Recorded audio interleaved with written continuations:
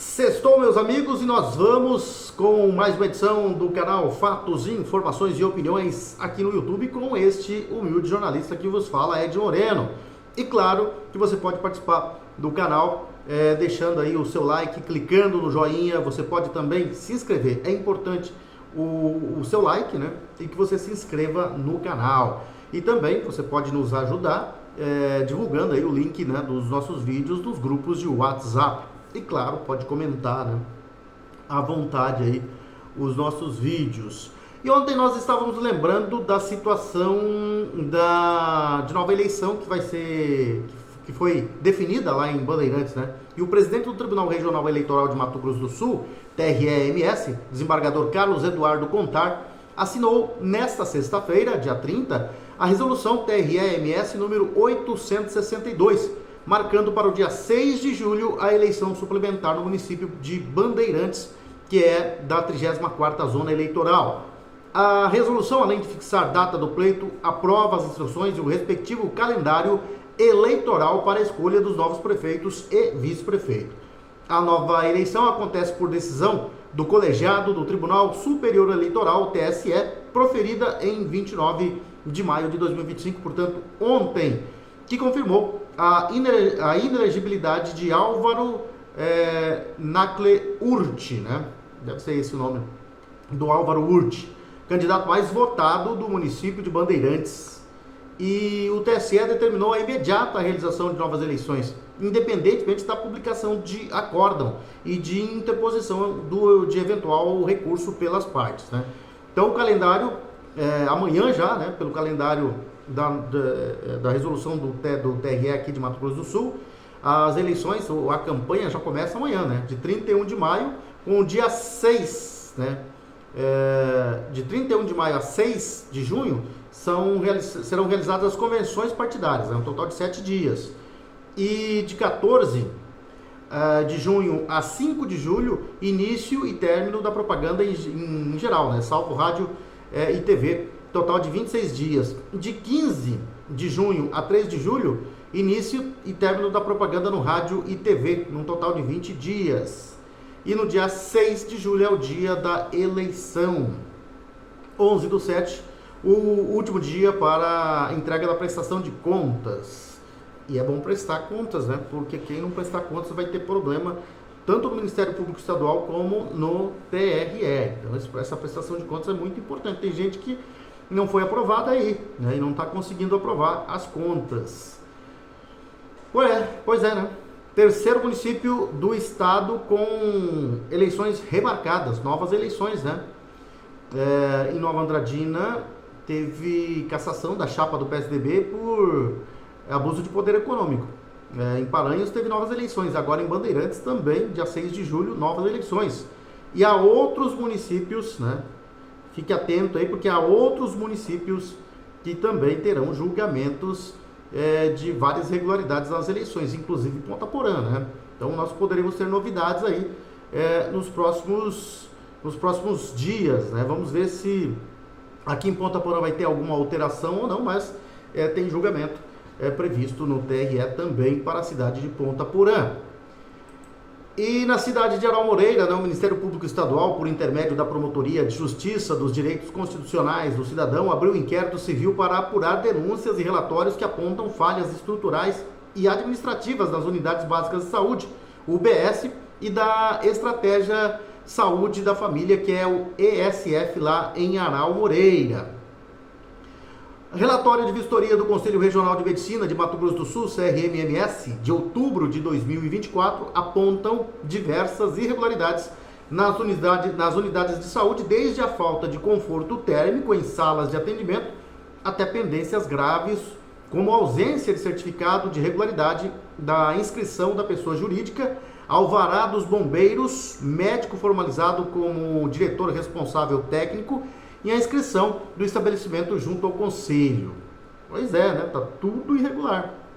E os relatórios também apontaram falta de itens essenciais para a prática médica, como equipamentos e medicamentos mínimos em carrinhos de emergência para atendimento a intercorrências graves, como a parada cardiorrespiratória, né?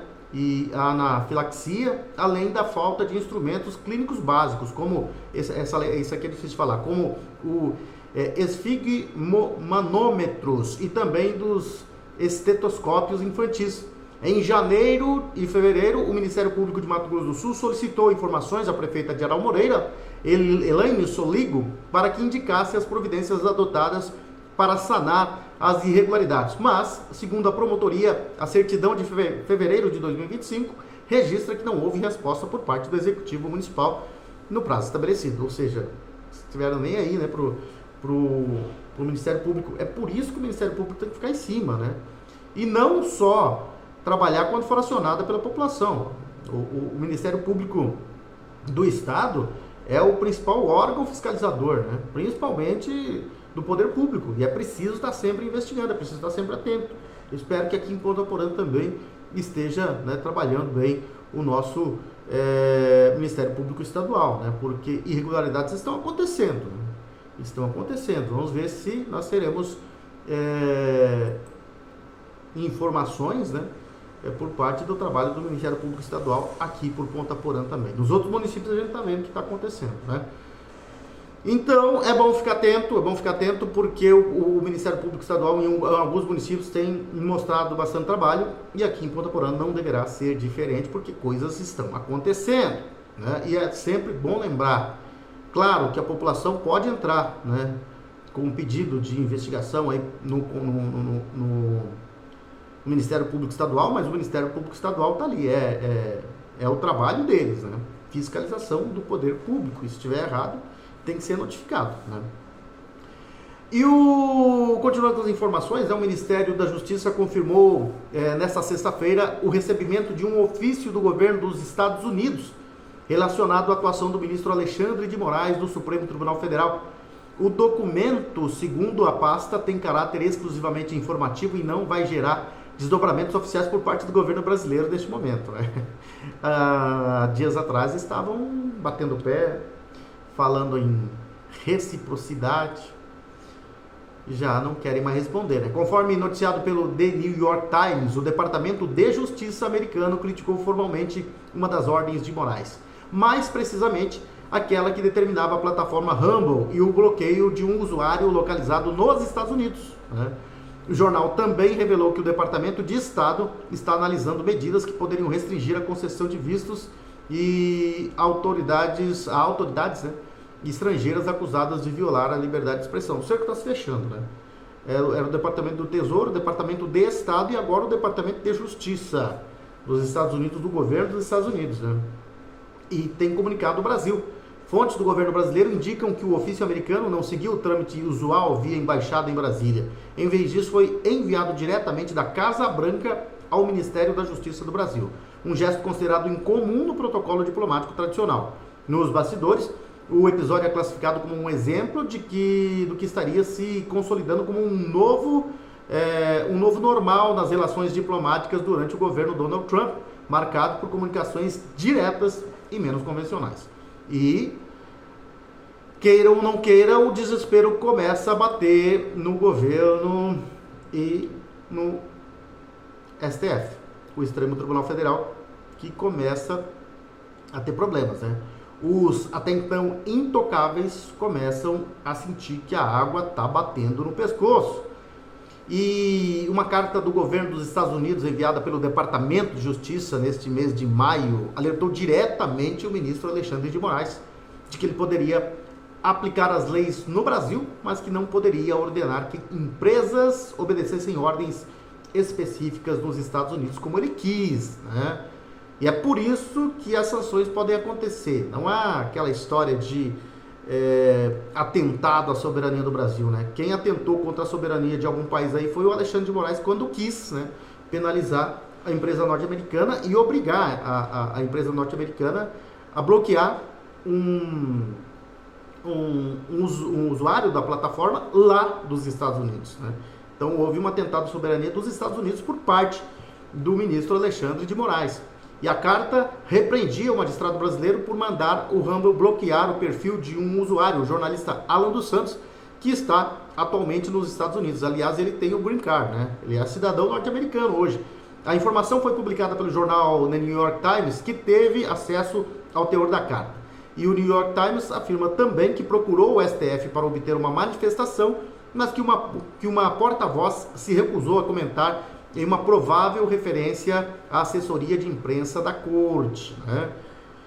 Pois é, né? A coisa está apertando, né? O Rumble está suspenso no Brasil por determinação do Moraes desde fevereiro deste ano. Ele determinou a suspensão da plataforma no Brasil depois de a empresa não cumprir as seguintes decisões judiciais: a remoção dos perfis do jornalista Alan dos Santos da rede social, o bloqueio dos repasses financeiros recebidos por ele por meio de publicidade, inscrição de apoiadores e doações na plataforma, a indicação e comprovação de um representante legal da empresa no Brasil. E a Rumble entrou com uma ação na justiça norte-americana para impedir os efeitos da decisão de Moraes e o acusou de censura. A justiça dos Estados Unidos decidiu que o Rumble não é obrigado a seguir as ordens de Moraes, pois ele não tem autoridade nenhuma nos Estados Unidos, né? Então disse não ao bloqueio, né, do jornalista, do perfil do jornalista Alan dos Santos, né? E é aquela história, né? Estão apostando muito alto, apostou muito alto e essa casa começa a ruir. Devagarinho começa a ruir, né? O governo que tentou bater o pé, dizer que usaria a lei da reciprocidade, já parece que não tem tanta disposição assim e começam a largar a mão do ministro Alexandre de Moraes. E as punições vão vir, né? E aí a gente vai ver como é que vai ser a situação aqui dos ministros no Brasil, porque não serão só eles os atingidos, né? Serão seus familiares, né? São pessoas e empresas ligadas a eles. A coisa pode ficar mais difícil, né? Para quem estava rugindo alto, agora muita gente deles não querem comentar as informações que estão vindo dos Estados Unidos, né? Mas o governo já foi informado pelo governo brasileiro, já foi informado pelo governo norte-americano, por Donald Trump, né? E o presidente Lula recebeu ofício direto da Casa Branca sobre Moraes, né? E o Moraes recebeu uma carta direta do Departamento de Estado dos Estados Unidos, né? Aliás, né, do Departamento de Justiça, né? E nesse mês de maio, ou seja, e a partir de tudo isso aí, né, que eles esconderam, ficaram, né, na surdina, mas o jornal The New York Times, que é de viés de esquerda, acabou publicando, dizendo que houve, né, essa notificação. E ficou quietinho, né? E os jornalistas, principalmente da Globo News, né, de alguns de viés de esquerda, tentaram dizer que estava tudo tranquilo, né? Que era risível as atitudes por parte do governo Donald Trump, que não tinha validade nenhuma. Agora estão reclamando aí de Eduardo Bolsonaro, né? Aliás, há uma ordem lá no PT que tá todo mundo muito pé da vida com o Eduardo Bolsonaro, né? Só que, ao mesmo tempo, eles estão com medo de pronunciar o nome de Eduardo Bolsonaro. Então há uma orientação por parte do Partido dos Trabalhadores para que tenham cuidado ao falar o nome de Eduardo Bolsonaro. Eduardo Bolsonaro acaba ganhando aí um grande peso, né? Depois que resolveu se licenciar. Mas eu disse aqui, quem acompanha aí os meus vídeos já vai poder comprovar, né? Eu disse aqui que o Bolsonaro não poderia voltar ao Brasil, que ele seria preso antes de Jair Bolsonaro, que o Eduardo Bolsonaro, se voltar, seria preso antes. Dito e feito, ele percebeu que a situação ia ser essa, pediram a cassação, né, do seu passaporte, né? E quando ele resolveu ficar lá, tanto a PGR quanto o STF resolveram que não precisavam, né, reter o passaporte do Eduardo Bolsonaro. Mas, né, numa tentativa de atraí-lo de volta, ele disse que não, só fica nos Estados Unidos, só volta para o Brasil quando houver sanções aí aos togados ou quando o ministro Alexandre de Moraes for colocado no seu devido lugar. E ele só volta de lá nessas condições. E vamos ver o que vai acontecer aí, né? Parece que começa a ruir a casa dos togados, né? E enquanto isso, as estatais brasileiras registraram um déficit de 2 bilhões 690 milhões de reais no primeiro quadrimestre de 2025, conforme dados divulgados nesta sexta-feira pelo Banco Central no relatório Estatísticas Fiscais. É o pior resultado para o período desde o começo da série histórica em 2002. As estatais federais acumularam um déficit de 2 bilhões e 730 milhões, né, entre janeiro e abril, acima do 1 bilhão 680 milhões negativos registrados no mesmo intervalo de 2024. É o terceiro ano consecutivo de resultado negativo no primeiro quadrimestre. Já as estaduais apresentaram superávit de 573 milhões, enquanto que os municipais tiveram déficit de 532 milhões. Terceiro ano consecutivo, né? 2023, 24 e 25. Os anos em que o PT reassumiu aí a presidência. E apenas em abril, o déficit das estatais somou 1 bilhão 420 milhões de reais. Também o maior já registrado para o mês do total. 977 milhões referem-se às estatais federais e 463 milhões de reais às estaduais. Já as empresas municipais tiveram superávit de 22 milhões. A ministra da Gestão e Inovação de Serviços Públicos, Esther Deck, né, afirmou em 23 de abril que a metodologia do Banco Central Esther Deck, né, ela afirmou que no dia 23 de abril que a metodologia do Banco Central é de caráter fiscal e não leva em conta os dados contábeis completos das empresas. Segundo a ministra Esther Deck, ela disse, abre aspas para Esther, se você procurar qualquer empresa privada, ninguém conhece o déficit porque essa contabilidade só faz sentido na lógica fiscal, que é pegar exclusivamente as receitas daquele ano contra as despesas daquele ano, segundo disse a ministra, tentando explicar o inexplicável e não explicando nada, né? E segundo ela, há companhias que aparecem com déficit nas estatísticas do Banco Central, mas registraram um lucro líquido, né? Como o Serviço Federal de Processamento de Dados, né? E a empresa de tecnologia e informações da Previdência Social, Dataprev. E o Serviço Federal de Processamento de Dados, né? O SERPRO, teve lucro líquido de 685 milhões em 2024 e a Dataprev de 508 milhões, abaixo dos 598 milhões e 600 mil registrados em 2023. Esther disse que das 19 estatais não dependentes vinculadas ao seu ministério, 11 tiveram déficit, o déficit fiscal em 2024, conforme o Banco Central, mas 9 dentre elas apresentaram lucro, segundo a Esther, né? Essa é a situação. Estatais dando prejuízo, né? E o agro continua salvando o país, né? Não tem jeito. Por pouco, né, o Produto Interno Bruto, o PIB do Brasil, não ficou no buraco. O crescimento do primeiro trimestre de 2025 foi de 1,4% em comparação ao fim do ano anterior. E o resultado seria ainda pior se não fosse a ajuda do agro. Sempre o agro, conforme mostram as projeções oficiais. São dados do Instituto Brasileiro de Geografia e Estatística, um órgão oficial. Ou seja, não são cálculos da oposição nem de uma consultoria com interesses próprios. Ao contrário, quem controla a autarquia é o próprio governo federal. E os técnicos fazem as projeções, mas o alto escalão no comando do dia a dia do Instituto é de escolha do presidente da República. Mesmo com a chefia selecionada a dedo, os números mostram que somente o homem do campo não patinou no primeiro trimestre. Nos outros setores, houve até quem desse passos para trás. O PIB cresceu 1,4%, mas apenas o agro foi bem. Enquanto o homem do campo colheu um aumento de 12%, a expansão de serviços não chegou a 0,5%. A indústria, por sua vez, teve um resultado ainda pior, encolheu 0,1%. A engrenagem que precisa destravar para o país sair do atoleiro. E sempre o agro vai, né, salvando o Brasil. Isso porque o governo, esse desgoverno, joga contra o agro, joga pesado contra o agro.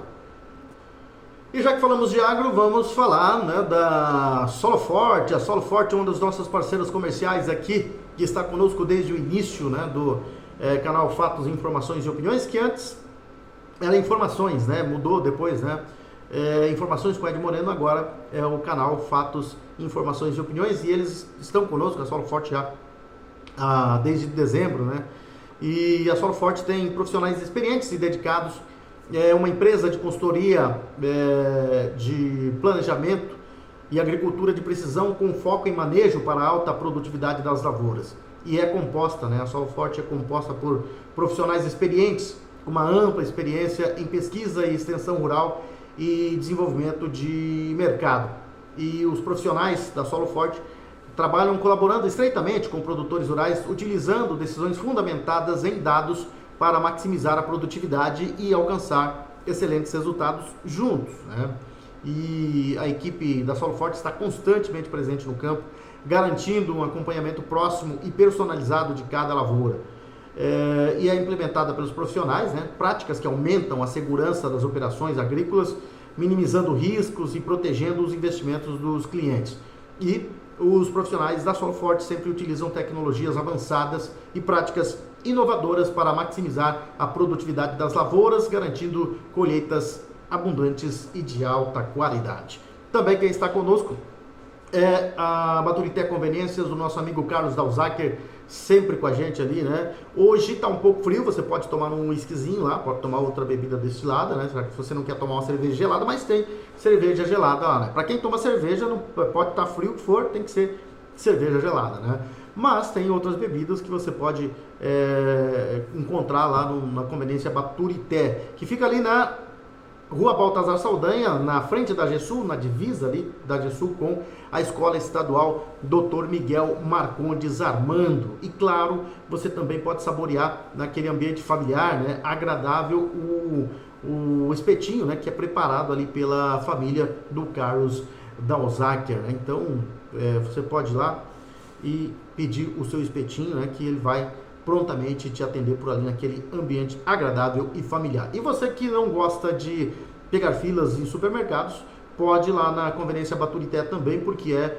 uma conveniência bastante surtida, E que você vai com certeza encontrar o que você precisa lá, evitando assim as filas nos supermercados, E nós temos também o apoio da Coop Home Office, que vem aí com um projeto arrojado, perfeito, moderno, inovador, É daquele prédio que está sendo construído ali na Rua Deputado Aral Moreira. A perfeita integração entre casa, escritório e lazer. Inovador, moderno, arrojado, perfeito. Coop Home Office, um empreendimento único e exclusivo que chegou para mudar o conceito de morar e empreender em Ponta Porã. Versátil, completo, confortável e projetado com a melhor infraestrutura tecnológica e de segurança, o Coop Home Office é realmente perfeito. Perfeito para você que quer dar um upgrade na sua empresa e alcançar novos tempos. Perfeito para você que pode adquirir uma laje inteira para realizar assim um grande projeto. Perfeito para você que deseja conciliar casa, empreendedorismo e mais tempo para a família. E perfeito para a sua família que merece sempre mais conforto, segurança, lazer e qualidade de vida. Coop Home Office, venha morar, empreender e ser feliz em Ponta Porã com a Coop Incorporadora e Construtora, o prédio moderno que vai deixar a cidade de Ponta Porã ainda mais bonita. Fica localizado ali na Rua Deputado Aral Moreira, no quarteirão entre a Avenida Brasil e a Rua Antônio João. E o prédio está sendo, o prédio que se construído ali na Deputado Aral Moreira, você pode, ali na frente mesmo do prédio, no prédio do Supermercado Bom Gosto, encontrar a nossa equipe, o nosso plantão de vendas, que está ali sempre pronta para lhe atender da melhor forma possível. Você vai entrar no Supermercado Bom Gosto pela Rua Deputado Aral Moreira. Antes de subir para as suas compras, você já vai ver ali a maquete da Coop Home Office e também a nossa equipe no plantão de vendas, que vai te atender da melhor forma possível, e você vai conhecer ali o projeto, vai conhecer a planta desse projeto moderno, inovador, e também vai conhecer os planos para adquirir apartamentos de 43 a 259 metros quadrados e salas comerciais a partir de 23 metros quadrados. Coop Home Office, esse prédio que está em fase de conclusão e que vai modernizar ainda mais a nossa princesinha dos Herbais. Vamos lá com as informações esportivas. Nós tivemos as definições aí da Libertadores de América, No grupo A, o Botafogo na última rodada ganhou do Universidade de Chile por 1-0, e o Estudiantes ganhou do Carabobo, por 2-0. Estudiantes se classificou em primeiro com 12 pontos, o Botafogo foi o segundo com 12, se classificou, né? A Universidade de Chile ficou em terceiro com 10 e o Carabobo com 1 ponto foi o último colocado. No grupo B, River e Universitário empataram em 1-1. O Independente del Valle ganhou do Barcelona por 2-1. O River Plate se classificou com 12 pontos e o Universitário se classificou em segundo com 8 pontos. O Independente del Valle ficou em terceiro com 8 e o Barcelona de Guayaquil foi o quarto com 4 pontos. No grupo C, última rodada teve Flamengo ganhando do Táchira 1-0. A LDU fazendo 3-0, LDU Quito, né? 3-0 no Central Córdoba. Se classificou a LDU Quito com 11 pontos. O Flamengo em segundo com 11 pontos e terceiro Central Córdoba com 11 pontos. No saldo de gols o Flamengo passou. E o Deportivo Táchira perdeu todas, não somou pontos, ficou na última colocação. No grupo D, o São Paulo ganhou do Talheres 2-1 e o Libertad empatou com a Aliança Lima em 2-2. O São Paulo se classificou em primeiro com 14 pontos. O Paraguai, o Libertad, foi o segundo com 9 pontos. O Aliança Lima teve 5 pontos e o último foi o Talheres com 4. No grupo E, o Racing ganhou do Fortaleza por 1-0. E o Colo-Colo ganhou do Atlético Bucaramanga por 1-0. Se classificou o Racing com 13 pontos. Em primeiro, Fortaleza em segundo com 8. O Atlético Bucaramanga foi o terceiro com 6 e o Colo-Colo o último com 5. No grupo F, o Internacional ganhou do Bahia por 2-1 e o Nacional do Uruguai ganhou do Atlético Nacional da Colômbia por 1-0. Se classificaram Internacional em primeiro com 11, Atlético Nacional da Colômbia de Medellín, né, com 9 pontos. O Bahia foi o terceiro com 7 e o Nacional do Uruguai foi o quarto com 7 pontos. No grupo G, o Palmeiras, 100% de aproveitamento, ganhou do Sporting Cristal 6-0 e o Bolívar ganhou do Cerro Porteño por 4-0. Se classificaram Palmeiras com 18 pontos, o Cerro Porteño em segundo com 7. O Bolívar foi o terceiro com 6 e o quarto o Sporting Cristal com 4. No grupo H, o Peñarol empatou em 0-0 com o Vélez e o Olímpia ganhou do San Antonio Bulo por 4-0. Se classificaram Vélez, Sarsfield 11 pontos, o Peñarol em segundo com 11, terceiro o San Antonio Bolo com 6 e quarto o Olímpia com 5 pontos. Os terceiros colocados de cada grupo vão para a repescagem da Copa Sul-Americana. Na Copa Sul-Americana, deixa eu ver aqui que nós temos aqui na Sul-Americana, também tivemos os classificados aí, né? Vamos ver aqui se a gente tem a classificação, né? Das oitavas de final. Já tem os confrontos definidos, né, das oitavas de final. Aliança Lima vai enfrentar o Grêmio, o San Antonio Bulo joga contra o Once Caldas, o Atlético Bucaramanga vai enfrentar o Atlético Mineiro, o Bahia vai enfrentar o América de Cali, o Independiente del Valle vai jogar contra o Vasco da Gama, a Universidade de Chile vai enfrentar o Guarani do Paraguai e o Central Córdoba enfrenta o Cerro Largo na fase de oitavas de final. E no Campeonato Brasileiro, rodada que começa amanhã, nós teremos às 17h30, lá na Arena Fonte Nova, o Bahia jogando contra o São Paulo. No São Januário, às 20 horas, tem Vasco e Red Bull Bragantino. No domingo, às 10 horas da manhã, tem Mirassol e Sport no Maião, né, lá no Municipal de Mirassol. Às 15 horas tem Santos e Botafogo na Vila Belmiro. No Alfredo Jaconi, também 15 horas, lá em Caxias do Sul, Juventude vai jogar contra o Grêmio. No Maracanã tem Flamengo e Fortaleza às 17h30. No mesmo horário, na Neoquímica Arena, tem Corinthians e Vitória. No Castelão, 17h30, também tem Ceará e Atlético Mineiro. No Mineirão, às 18h30, tem Cruzeiro e Palmeiras. No Beira-Rio, às 19h30, tem Internacional e Fluminense. Jogos válidos pela 11ª rodada do Campeonato Brasileiro. E aqui por conta por ano, deixa eu ver aqui a minha tabela. Achei aqui. Nós teremos os jogos da nona Copa Internacional dos Veteranos da Fronteira, a última rodada da segunda fase. Teremos no campo do Zé Balão, lá no campo da Noroeste, o Tereré enfrentando a Seva, né, no primeiro jogo. O Nosso Lar enfrenta o Sport Nortenho na segunda partida. O Ata, no terceiro jogo, vai enfrentar o Manambaia. E o Sangapuitã 5.0 vai enfrentar o time do Los Magos Seniors, né, para encerrar a segunda fase da nona Copa Internacional dos Veteranos da Fronteira, o Cinquentão 2025. São essas as informações. Se houver algumas informações urgentes, nós estaremos trazendo para você de forma extraordinária aqui, né, nesse final de semana. Mas caso, né, não tivermos nada de relevante, nós estaremos de volta na segunda-feira. Tenham todos um excelente final de semana. Frio diminuindo, né, porque hoje ainda está bastante frio, mas a tendência é que aumente a temperatura aí no final de semana e que você tenha um excelente final de semana. Na segunda-feira nós estaremos de volta aqui com mais informações. Grande abraço a todos, fiquem com Deus e até a segunda-feira.